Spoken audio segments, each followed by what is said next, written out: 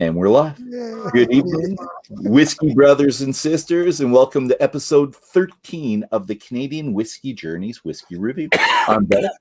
I'll be your host tonight, and we're joined by Blair Phillips and Davin de Kergommeaux, the co-authors to this book right here, The Definitive Guide to Canadian Distilleries, the portable expert to over 200 distilleries and the spirits they make, and you should buy it if you haven't already. We are continuing our Canadian Whisky Journey with a review of Last Straw's Cask Strength Rye. That beauty right there. Let me get a good view. And we got lots of our information like we usually do from this article right here. So you can see it. So CanadianDistilleries.com. You should click on there. Here's the article itself. And from this article, we're going to start right away. Blair, I'm just going to throw the question out to you. The article from Canadian Distilleries says, really, I just need you to shed light on the conundrum that presented itself with Don and Mike when they're trying to figure out the ABV that they were going to put this out at. And if you could tell us what the resolution was, and I could show people in a bit so they could see what it actually came out as. But if you could talk about that for a second, it'd be great, kind sir. And so when they came out with their first rye release, they this was the cask right before this one.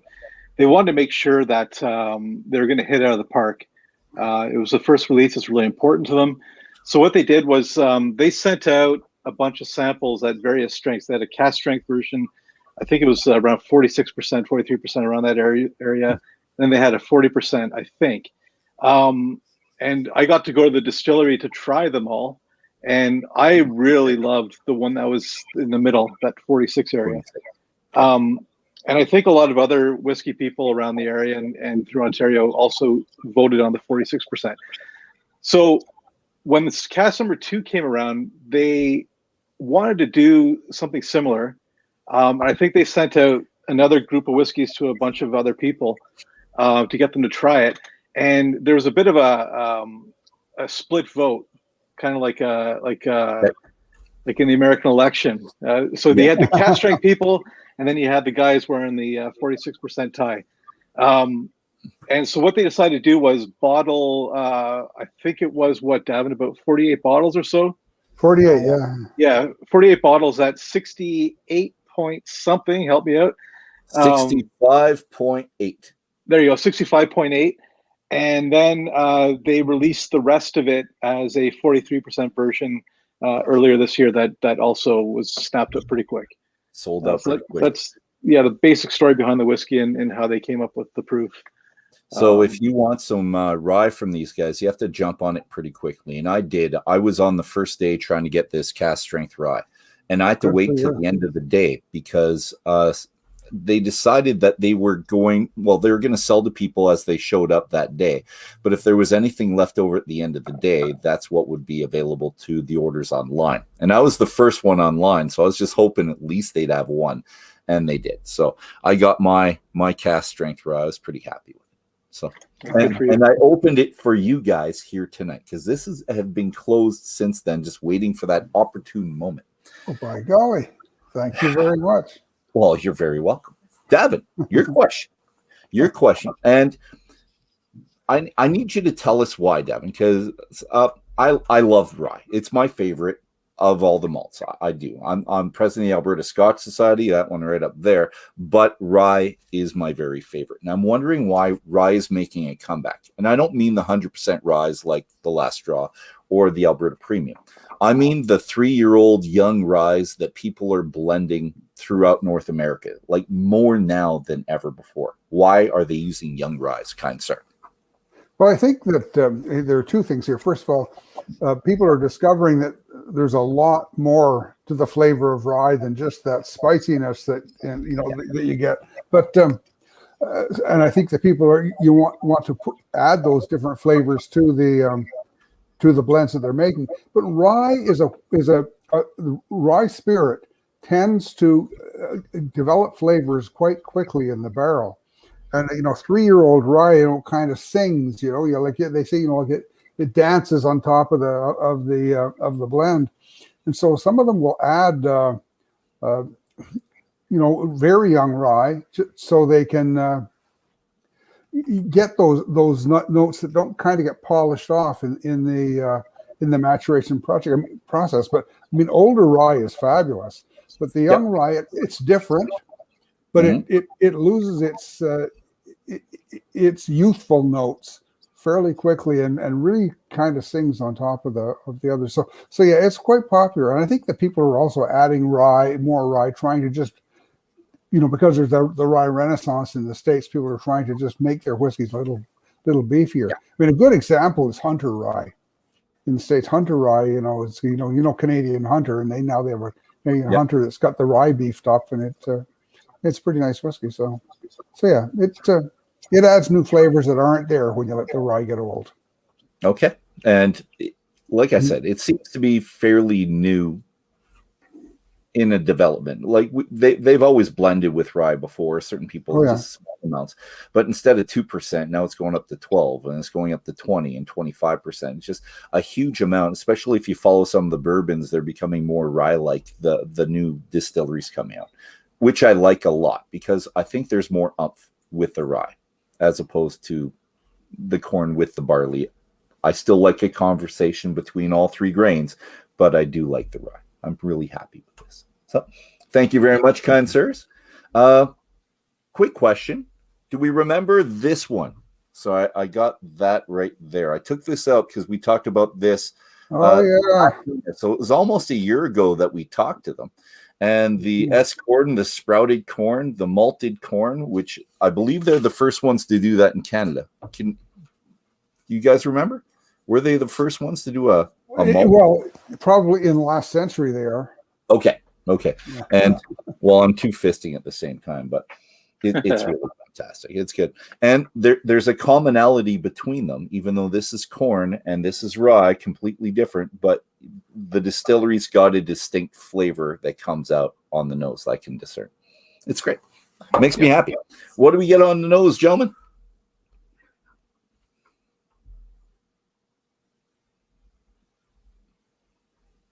I'll tell you mine first then. I don't want to influence you, but I will anyways. I don't care. Dill pickle. So right when I opened this up, so it was dill pickle and mostly dill pickle for me completely. And then finally, after about a half an hour, it became caramel-like. And then after I drank some on the palate, it changed. And I'll tell you what it changed like in a bit after I get your kind of impression there, Blair and Davin. Well, there's a underneath all the deep spices, there's this really nice bright note, and it's kind of an amalgamation of all kinds of stuff from floral notes to just like a brightness, almost like a lemon peel or something like that. Okay. And that's what I'm getting. I've had a bit of dental work today, so yeah. So this side of my tongue is all numb right now, but I just this cuts through that, by the way, but it is quite delicious. I thought you were trying out for the Raptors, and that's why you were dribbling. No. Dribbling away. We'll just say hi to some people on phone. So we've got Kent and we've got Naren. So welcome to you both. And Naren, we haven't seen you for a little while. So she's from North Star, Alberta. North. You think Edmonton. Oh, I remember you. Hi. There we go. Fantastic. Do you get that earthiness in this dram as well? That's sort of a clay type note. Yeah. On the nose. Almost like yeah. I'm not drinking tonight just for other medical reasons. Well, I don't want to have a hangover tomorrow. Well, and you've had enough of this. You should remember as well. Oh, I remember it plainly. Yeah. You know what really kind of amazes me about Last Straw Distillery, and as you say, Dolph, we had them on the show quite a long time ago, and they talk like they're surprised at how all this stuff is turning out. Yet they make really, really great whiskeys. And this whiskey, it was the best new whiskey of 2020 at the Canadian Whisky Awards. It's it's really one of the, and gold medals were hard to get this year too, and it was one of them. So I don't know what if they just did it with one whiskey, then I would say it was luck. But they've done it now with two ryes and with scorn, or Escorn, however you want to say it.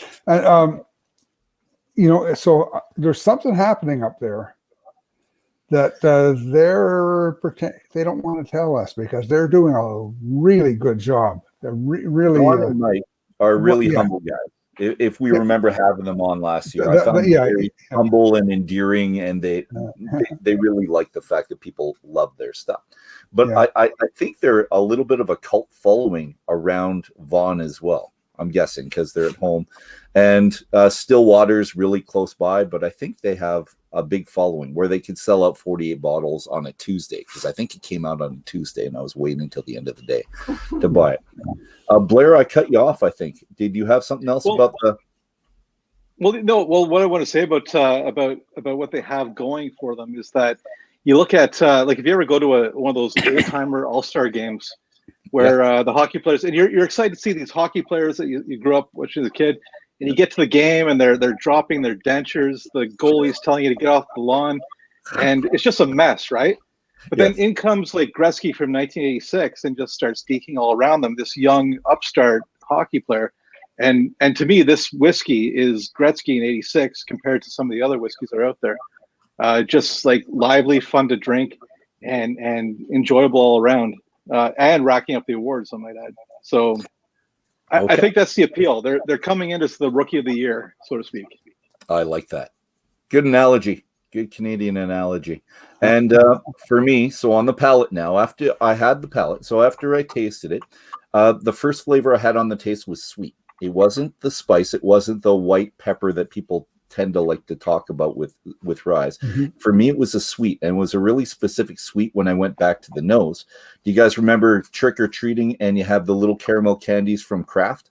Oh, yeah. Remember those? That's what I got on the nose. So I came back, and that's all I have on the nose. That and apricot came back after I tasted it. Oh, I didn't get any apricot at all. Not at first, but once I went back on the nose, that's why I got on the nose with my little caramel candies. So that was it. But the thing I do notice the most on the palate, once I get beyond the sweet, is that the sweet and the wood balance each other quite a bit, because there is a lot of wood on this, but the sweetness tapers it. It works really well with it. Yeah, it's really great to taste a whiskey like that that's just so together, that has all its parts together. I really quite enjoyed it. But and Blair's right about the citrus notes, the lemon notes coming out in that. And that's something that we don't really usually get in American rye, but we've seen it in some of the European ryes. Yeah. But Canadian ryes are really quite renowned for this these citrus notes, and they really trend towards the lemony citrus notes. There's not lime in there. There's not much orange in there, but they really seem to hit those lemony notes, and I really enjoy that. Well, I'm going to do a plug for someone out there. So Millstone 100 was my favorite rye of all time, and for me that was orange. So that's the European connection that you're talking about. So the orange for me there. For us, I wasn't getting quite lemon, but it was bright. And Blair was talking about bright, and that's where I got the apricot, I think. I don't think I was going bright enough for the lemon, but it's still fruity in just a little bit more. And how about the finish, gentlemen? Do we remember the finish? What do you get first? It's like a skyrocket blast of heat that just gradually just mellows out, and you get that nice young oak in there. It's that's what I'm getting. 65.8. Yep. Yeah. So I got the heat, which went into spice, and it finishes with the same sweetness that I had on the palate to come. So it finishes with the caramel on the end for me. So thoroughly enjoyable. But yeah, you get the blast of heat. There's no way getting around this. 3-year-old has a lot of heat. And 65.8% is a lot of heat to bang it with. And I like my cask strength, and I love my rye. It's just this is bang. But I think it takes about 5 seconds before you start tasting the other spice. And then probably 5 more seconds till you get the sweet. Drop a small ice cube in there. No. Maybe in the summer, not right now. I'm not at that point now. Well, it won't be an ice cube. I'll put water. Ice cubes are for bourbon and me in summertime, but for me, it's good. Price point. I think this was. I think 65. 68, 65 works, something like that. And I had to pay, actually, no, they paid shipping for me. He was really nice to me and he paid for the shipping. I got a good deal there. It's available LCBO, but if you can get it in other provinces, you just have to go online. That's it. So you're ordering online. And if for some reason you can find the rye somewhere, because they are sold out, but maybe someone bought a case somewhere and has it on the shelf, grab this. I think it'd be great. I'd like to try it at 46% exactly. I know I could put water in it just to see what you tasted, Blair, but I'm pretty happy with the cask. I would have been the cask, I'm sure. I liked it better at the lower ABV. Did you? Yeah. Okay. Yeah. I was one of the people who argued for the lower ABV, but you know, it's kind of medicine. It's where your palate enjoys it. I like the heat a little bit more. Gentlemen, that's it for our time. Any last words? Davin, last word? Nope. Blair? No, take care. Thanks very much for having us again, Dolph. And remember to brush and floss. Yes, so that you don't end up dribbling the whiskey on your shirt later on. Thank you, everybody. Have a fantastic night. We're going to see you next week. And next week, we're doing Pike Creek 15-year-old Cab Sauv, 47%, 42%. So we're doing that. So join us next week, same time, same place, 7 o'clock Mountain Time, 9 o'clock in Ontario. Cheers, everyone. Have a fantastic night.